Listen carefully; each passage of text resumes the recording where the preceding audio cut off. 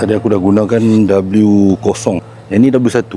Yang ni kalau hampa nak elak kereta hampa daripada calak ketika menggosokkan, kan habuk-habuk, batu-batu, tanah-tanah yang melekat kat body hampa kan.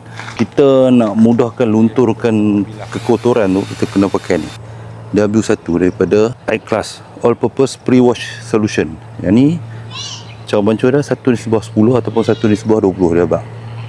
Bancuh dah, hampa spray je satu body.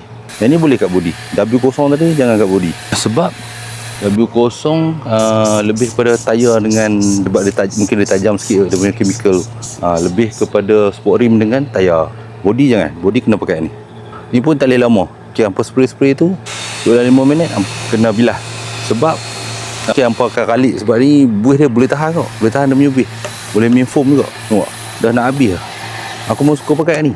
Sebab hujan, sebab kalau kereta aku berselut. Yang ni aku cari dulu ni lah. Sebab aku tak mau nak renyah-renyah nak basuh. Aku bancuh dia, aku spray satu body dan aku bilah je. Tak ada gosok-gosok. Ni lah barang dah. Tu yang orang teruk.